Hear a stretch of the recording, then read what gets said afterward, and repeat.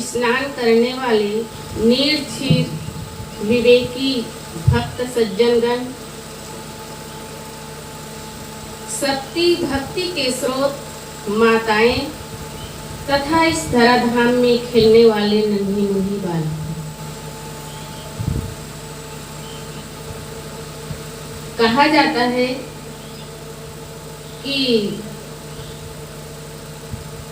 फागुन सावन आते हैं मेघों के मल्हार लिए, सावन आते हैं मेघों के मल्हार लिए, फागुन आते हैं फूलों के बहार लिए, और संत आते हैं खुशियों का उपहार लिए।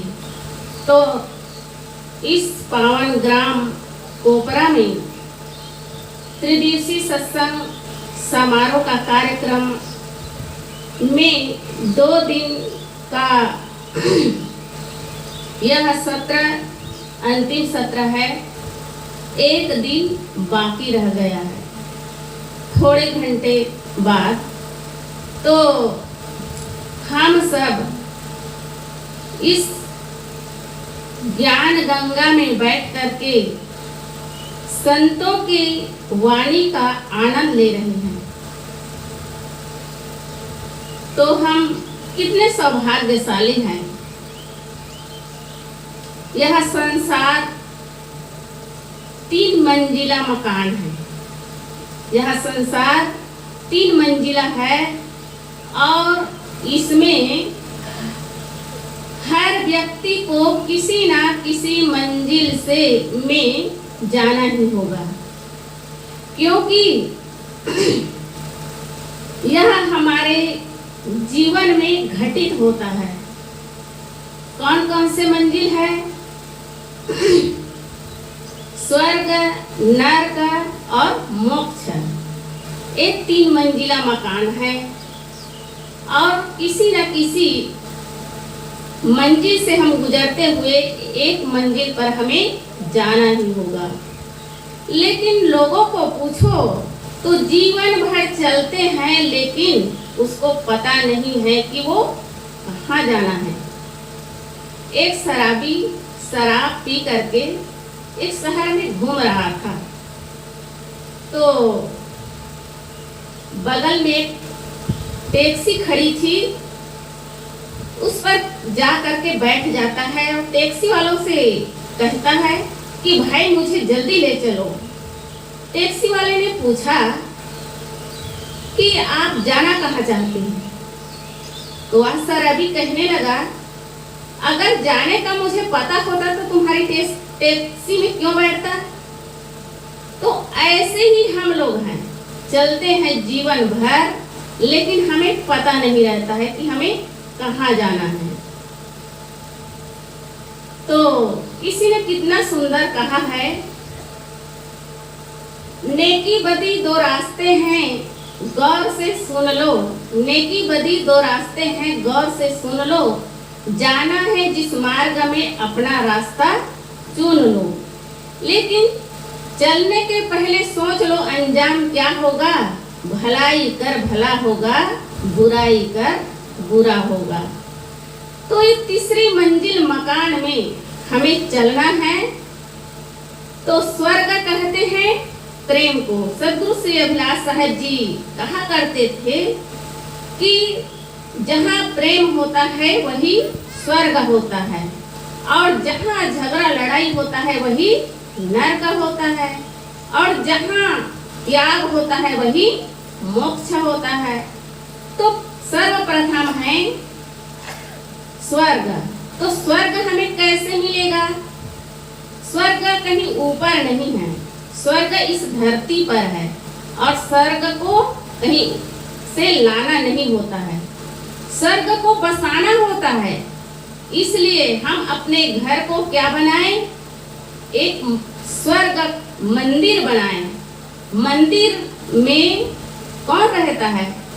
मंदिर में भगवान रहते हैं, भगवान को प्रतिष्ठित करते हैं।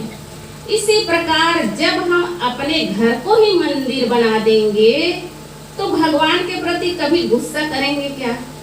गुस्सा नहीं करेंगे। उसके प्रति हमें हमारे मन में छल कपट नहीं होगा और हम लड़ाई झगड़ा नहीं करेंगे, क्योंकि भगवान से हमें डर है। अगर हम भगवान से गुस्सा करेंगे तो हमें अपने पास बुला लेगा, इसलिए सब भगवान से डरते हैं। लेकिन जो प्राकृतिक भगवान है, जो कर्म है, जो हमारे माता पिता चार भगवान बताते हैं ना हमारे ऋषि मुनियों ने, पहला भगवान कौन है? मातृदेव भव, दूसरा है पितृदेव भव, तीसरा है आचार्य देव भव और चौथा है अतिथि देव भव। तो चार देवता को अगर हम घर में रख करके अगर सम्मान दें तो हमारा घर स्वर्ग और मंदिर अवश्य बन सकता है। इसलिए हम अपने घर को एक स्वर्ग वहां ला करके बसाएं। और उस स्वर्ग में जाने के लिए हमें कहाँ जाना पड़ेगा? हम हर रोज रामायण सुनते हैं, देखते हैं, मोबाइल के द्वारा पढ़ते भी हैं, गांव-गांव में रामायण का पाठ होता है। उस रामायण से हम एक एक पात्र को चुन करके हम अपने हृदय में बसाएंगे तो जरूर ही हमारे घर में स्वर्ग बस जाएगा। तो हम रामायण की बात करते हैं। जब भगवान राम, सीता और लक्ष्मण तीनों चित्रकूट में थे और उस समय एक वृक्ष के नीचे हरा भरा वृक्ष था और उसमें लता लपेटी हुई थी। उसके नीचे भगवान राम और सीता दोनों बैठे हुए थे। तो भगवान राम अपने मन में कल्पना करते हैं और माँ सीता से उस वृक्ष और लता के बहाने अपने आप को सौभाग्यशाली समझते हुए कहते हैं कि सीते, यह वृक्ष कितना सौभाग्यशाली है जिसमें सुंदर प्यारी लता लपेटी हुई है। माँ सीता कहती है, प्रभु सौभाग्यशाली तो लता है, क्योंकि इसको इतना सुंदर वृक्ष का सहारा मिला हुआ है। अपने आप को दोनों सौभाग्यशाली समझ रहे थे। तो ऐसे बातें करते करते बहुत देर हो चुकी थी। भगवान राम कहते हैं कि मैं सौभाग्यशाली हूँ, माँ सीता कहती है कि मैं सौभाग्यशाली हूँ। अब वो प्यार की लड़ाई है और प्यार की लड़ाई को क्या कहते हैं? संवाद कहते हैं। जो स्वार्थ की लड़ाई होती है उसको विवाद कहते हैं और प्रेम की लड़ाई होती है उसको संवाद कहते हैं। तो दोनों में संवाद छिड़ गया। जब लक्ष्मण जी फल फूल लेकर के आते हैं और तो सामने देख करके भगवान राम कहने लगे कि भैया लक्ष्मण, अब हम दोनों में तकरार हो गई है, अब इसका न्याय तुम ही कर सकते हो। अब हम तीन हैं, अब दोनों में तकरार हो गया है, तो उसका न्याय कौन करेगा भाई? आप ही कर सकते हैं। लक्ष्मण जी कहते हैं, भैया अगर मैं कहूँ कि आप सौभाग्यशाली हैं तो भाभी नाराज हो जाएगी, और मैं कहूँ कि भाभी सौभाग्यशाली है तो आप नाराज हो जाएंगे। अब मुझे धर्म संकट में मत डालो, लेकिन न्याय तो उसे ही करना था। तो लक्ष्मण जी वैराग्यवान तो थे ही, अपना बाजी मार लेता है। कहते हैं कि भैया न तो आप सौभाग्यशाली हैं और न भाभी आप सौभाग्यशाली हैं। सौभाग्यशाली तो सुमित्रा नंदन ये लक्ष्मण हैं जो भैया और भाभी के शीतल और सुखद छाया में विश्राम करने का सौभाग्य प्राप्त होता है। तो इस प्रकार से जिसके परिवार में अटूट प्रेम हो, जो अपने भैया भाभी अपने माता पिता को देख करके अपने आप को सौभाग्यशाली समझेगा, उसके घर में कभी विवाद होगा? कभी भी विवाद नहीं होता है, क्योंकि वो सत्य के राह पर चलने वाले आदमी कष्ट तो जरूर पाता है, तकलीफ तो होती है, लेकिन विजय उनकी ही होती है।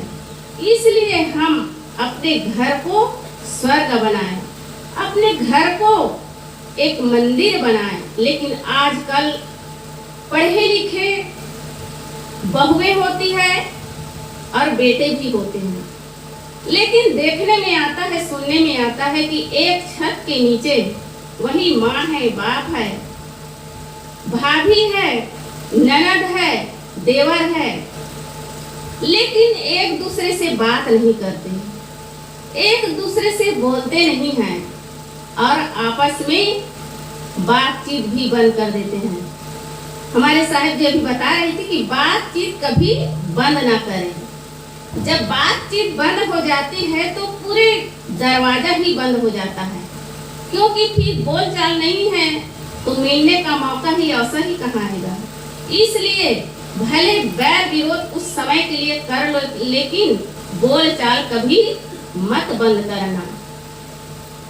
इसलिए हम क्या करें, अपने घर में स्वर्ग को बसाएं। लेकिन हम देखते हैं कि आपस में पति पत्नी ही नहीं, उन दोनों का नहीं बनता है। कहा जाता है, एक बार की बात है कि पति और पत्नी में लड़ाई हो गई उस बात को लेकर के, तो अब बोलचाल तो बंद हो गई। अब कोई एक दूसरे से बोलते नहीं है, गलती उनकी है, वो पहले बोले।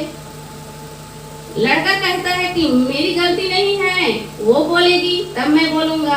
अब बातचीत बंद।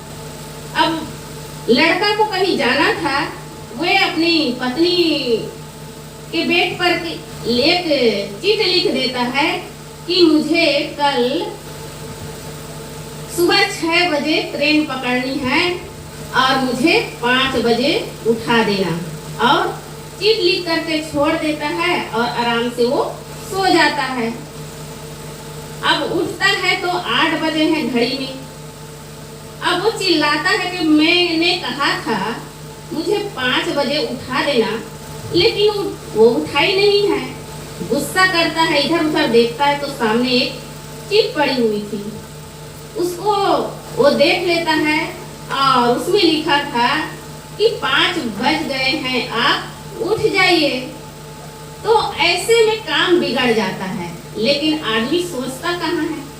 भले काम बिगड़ जाए, लेकिन एक दूसरे से आदमी मिलना नहीं चाहता है।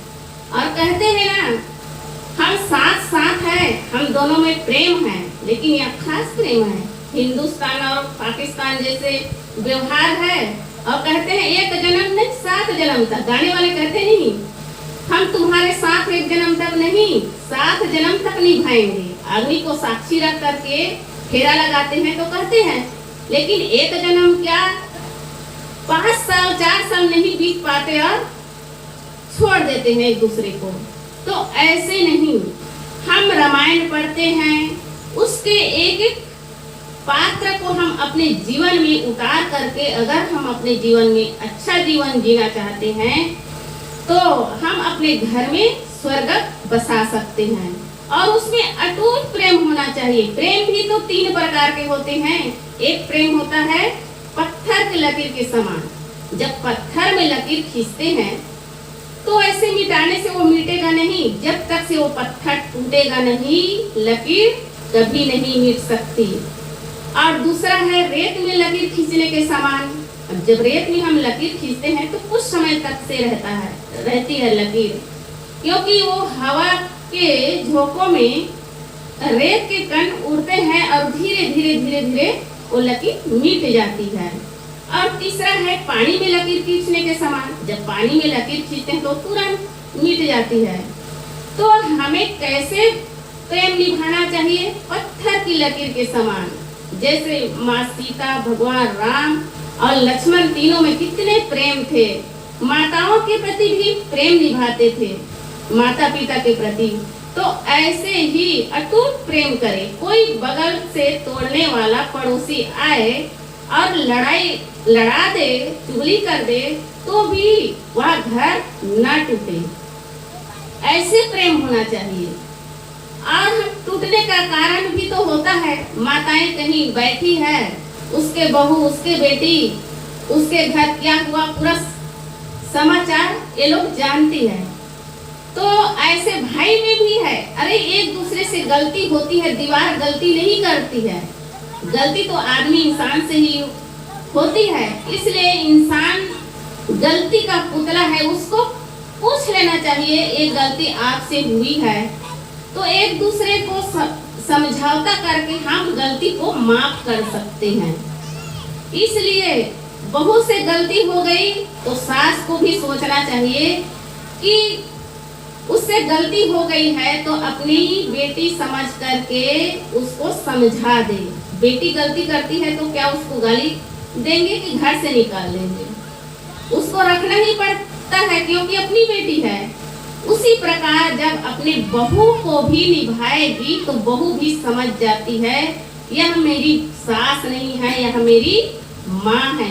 साहब बताए ना कि वो बहू जब गिर पड़ी तो उसके सास गले लगाती है और कहती है कि बेटी तुम्हें चोट तो नहीं लगी, तुम्हें कहीं पैर तो टूटे नहीं?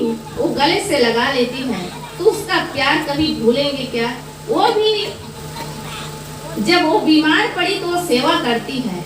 ऐसे ही दोनों में अगर सास बहू अच्छे बन रहे हैं और माँ बाप अच्छे हैं तो वह घर स्वर्ग बन सकता है। इसलिए हम अपने घर में छोटी छोटी बात को लेकर के कभी लड़ाई झगड़ा ना करें। लड़ाई झगड़ा करेंगे तो हमारा घर नरक बन जाएगा। एक व्यक्ति का शरीर छूट गए, कहानी है, तो वह व्यक्ति भगवान के पास गए। तो जब भगवान के पास गया तो भगवान पूछने लगे कि तुम स्वर्ग में जाओगे कि नरक में जाओगे? तो और एक शर्त था कि तुम स्वर्ग में जाओगे तो तुम्हारे साथ 10 नालायक व्यक्ति भेजा जाएगा, और तुम नरक में जाओगे तो 10 सज्जन व्यक्ति भेजा जाएगा। अब बताओ तुम स्वर्ग में जाना चाहते हो कि नरक में?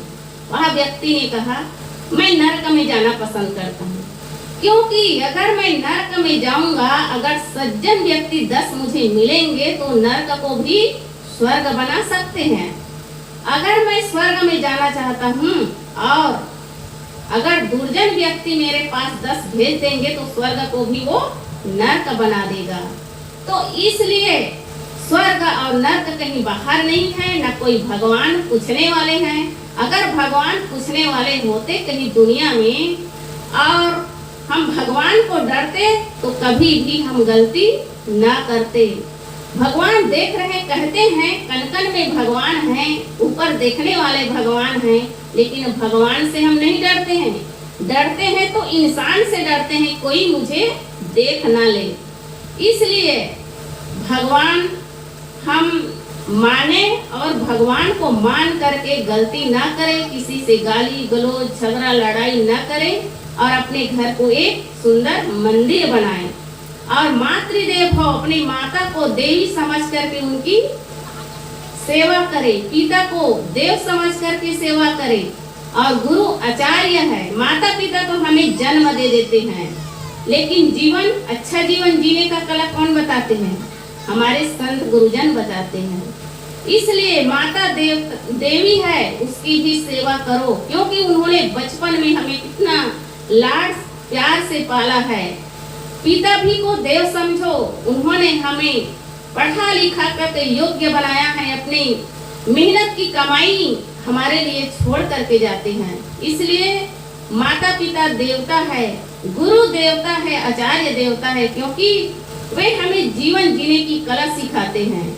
जिसके पास गुरु नहीं होता है उसका जीवन जीना शुरू नहीं होता है, क्योंकि कहा गया है कि हमारे आंगन में कोई अतिथि आए और प्रेम नहीं है तो वह अतिथि बेकार है। और हमारे पर्स में अगर पैसा नहीं है तो पर्स बेकार है, और हमारे जीवन में अगर सद्गुरु नहीं है तो हमारा जीवन बेकार है। इसलिए गुरु जरूर करना चाहिए, क्योंकि गुरु नहीं करेंगे तो जीवन शुरू नहीं होगा और हम ऐसे ही संसार को छोड़ करके चले जाएंगे। इसलिए पहला है प्रेम, प्रेम में स्वर्ग है, और दूसरा है नरक। नरक कहते हैं जहाँ रात दिन लड़ाई झगड़ा मैं तू होता है, वही नरक है। नरकी आदमी न तो अपने की इज्जत समझता है, न ही बड़ों को सम्मान देना चाहते हैं। कहा जाता है कि एक बार भगवान राम जब 14 वर्ष बिता करके जब अयोध्या आते हैं, तो उसको जब आते हैं तो उसके मंत्री सुमंत जी वहीं पास खड़े थे। तब सुमंत जी को देख करके भगवान राम हाथ जोड़ते हैं, तो हाथ जोड़ते देख करके सुमंत जी कहते हैं कि भगवान या आप क्या कर रहे हैं? तो भगवान राम कहते हैं अगर आपके जगह पर मेरे पिताजी होते तो क्या मैं उसके पैर नहीं छूता, क्या उससे हाथ नहीं जोड़ता? तब सुमंत जी कहते हैं अवश्य जोड़ते, क्योंकि वे आपके पिता है। तो भगवान राम कहते हैं कि मैं अपने पिता का दृश्य देख रहा हूँ, आपको मैं पिता के समान समझ रहा हूँ। तब सुमन के आंखों में आंसू और मुंह से आशीर्वाद निकलता है। बड़ों का सम्मान कभी व्यर्थ नहीं जाता है। बड़ों का सम्मान करोगे तो आपको आशीर्वाद मिलेगा, आप यशस्वी बनो, आप चिरंजीव बनो, बहुत दिन तक जियो, आप बलशाली बनो, कई आशीर्वाद देते हैं। इसलिए हमें बड़े बुजुर्गों का सम्मान करना चाहिए। कहा जाता है कि एक बार एक कन्या की शादी थी, तो शादी थी और कन्या के पिता ने कहा भाई मेरी बेटी की शादी तो होगी, मैं तुम्हें दूंगा, लेकिन एक शर्त है। क्या शर्त है? कि बारात में कोई बुजुर्ग नहीं आना चाहिए, कोई सियान नहीं आना चाहिए। तो लड़का ने कहा कोई बात नहीं, हम लोग जवान जवान आ जाएंगे। अब वो चले जाते हैं, तो अब बाराती आना था, तो कहे कि देखो भाई वहाँ शर्त लगाए हैं कि कोई बुजुर्ग कोई बूढ़े व्यक्ति बारात में नहीं जाएंगे। आप बुजुर्ग हो चुके हैं, कई बार बारात जा चुके हैं, आप लोग भजन करना सत्संग करना आप लोगों का काम है, अब हम लोग बाराती जा रहे हैं। तो जो दूल्हा राजा का जो नाना था उन्होंने कहा ना ना ना, हम तो नहीं मानेंगे भाई, सब लोग ना जाए तो चलेगा, मैं तो जाऊंगा ही। तो कहे अब कैसे करेंगे, फिर बाराती वापस हो जाएगा। कहे नहीं ऐसी बात नहीं है, मुझे ऐसी जगह छुपा करके ले जाना जहाँ सामान रखते हैं ना, उसके बीच में छुपा करके ले जाना। मैं कुछ नहीं वहाँ निकलूंगा नहीं, बोलूंगा नहीं, कुछ नहीं करूंगा, मैं अंदर ही रहूंगा, मुझे ले जाना। तो ले करके गए। जब गए तो अब वहाँ लड़की के पिता ने देखने के लिए एक व्यक्ति को भेजा कि जाओ देखो कि कहीं उसकी बाराती में कोई बुजुर्ग तो आए नहीं, सियान तो आए नहीं है। तो देखने के लिए आए थे, तो नाना जी तो अंदर में थे, कोई देखे नहीं थे, कहे कोई बुजुर्ग नहीं आए हैं। तो लड़की के पिता ने कहा चलो ठीक है नहीं आए हैं तो कोई बात नहीं, बहुत अच्छा। फिर कहते हैं कि मेरी बेटी की शादी तो होगी, लेकिन एक शर्त और है। वो संदेश लेकर के एक संदेश वाहक भेजा, उसने संदेश वाहक ने कहा कि देखो कन्या की पिता शादी तो करवाना चाहते हैं अपनी कन्या की, लेकिन एक शर्त है, जहाँ उस गांव की नदी, जैसे कोपरा गांव में वो नदी बहती है किनारे डैम है जहाँ, तो ऐसी नदी बह रही थी। उसने कहे कि उस नदी में शुद्ध दूध उस नदी में बहाए, तब मैं अपनी कन्या का विवाह उसके साथ में करूंगा।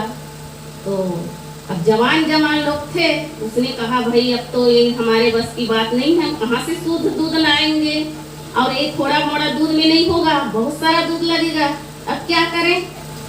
अब किसी के पास बुद्धि नहीं है, जवान तो है, पढ़े लिखे हैं, लेकिन बुद्धि नहीं है, तो क्या कर रहे हैं? अब चलो वापिस ले चलते हैं बारात को, अब हम इसके समाधान हमारे पास नहीं है। तो अब बारात लौटने लगी, तो अब एक आदमी था, तो कहे भाई नाना जी को उतारो तो भला, उसके पास कोई बुद्धि है तो बताएंगे। कहे कि नाना जी निकलो, आप बाहर जाओ, आ जाओ। तो कहे अरे अब मेरा काम हो गया क्या, अब जरूरत नहीं है, कोई कुछ नहीं कहेंगे। कहे कोई बात नहीं, अब तो बाराती लौट रहे हैं, अब देखेंगे तो भाई कोई बात नहीं है। तो नाना जी कहे बाराती क्यों लौट रहे हैं भाई? कहे कि यहाँ कन्या के पिता ने संदेश भेजे हैं कि गांव में नदी बह रही है, उसमें शुद्ध दूध बहाना है, अब हम कहाँ से लाएंगे दूध? तो नाना जी कहे अरे छोटी छोटी बात में आप लोग भी इतना उब जाते हैं क्या? इतनी छोटी सी बात में क्या बाराती लौटी जाती है क्या? कहे कि क्या करें फिर? कहे कि ऐसे कहो, इधर से तुम संदेश भेज दो, इधर से संदेश भेजो कि हमारे पास बहुत सारे दूध हम इकट्ठा कर लिए, जितना कहो, जितने कुंटल कहो, लेकिन पानी आपको खाली करना पड़ेगा, नदी को खाली आपको करना पड़ेगा, तब हम नदी में दूध बहाएंगे। तो ओ कन्या के पिता समझ गए वाकई में इन लोगों के पास बुद्धि नहीं है, बल भले हैं लेकिन बुद्धि नहीं है, कोई बुजुर्ग आए ही आए, तो समझ गए थे। तो वाकई में बुद्धि बड़ों के पास होते हैं। इसीलिए कहा जाता है कि एक बार एक गांव में आग लगी तो सब लोग भाग गए, केवल 2 आदमी बचे थे, एक अंधा था और दूसरा लंगड़ा था। तो अब 2 बच गए, तो अंधा कहने लगे लंगड़ा से कि भैया तुम मेरे कंधे पर बैठ जाओ, आप तो चल नहीं सकते और मैं देख नहीं सकता हूँ, आप इशारा करेंगे, रास्ता बताएंगे और मैं चलता रहूंगा, दोनों बच जाएंगे आग से। तो दोनों बच गए, वहां से निकल गए। तो अंधा कौन है? ये जवान लोग अंधा है, उसके पास बल तो है लेकिन बुद्धि अनुभव नहीं है। और लंगड़ा कौन है? बुजुर्ग लोग लंगड़ा है, क्योंकि उसके पास अनुभव की शक्ति है, बुद्धि है, लेकिन उसके पास शक्ति बल नहीं है। लंगड़े अंधे के कंधे में बैठ जाए तो फिर इस संसार के राग ईर्षा देश के आग से बच सकते हैं। कि स्वर्ग नरक और मोक्ष एक 3 मंजिला मकान ये संसार है। तो स्वर्ग में जाना है तो प्रेम करें, नरक में जाना है तो झगड़ा लड़ाई करके अपने जीवन को नरक में डाले, और दूसरा है मोक्ष। मोक्ष है त्याग, जहाँ त्याग होता है वही मोक्ष है। तो हम अपने जीवन में कहाँ जाना है, किस मंजिल पर पहुँचना है, उसको ध्यान में रख करके अपने जीवन को बिताए, और अपने जीवन में आप लोगों को संतों की वाणी से अपना सुधार करें। यही शुभकामनाओं के साथ मैं अपनी वाणी को यहीं पर विराम देती हूँ। बोलिए सद्गुरु कबीर साहेब की जय।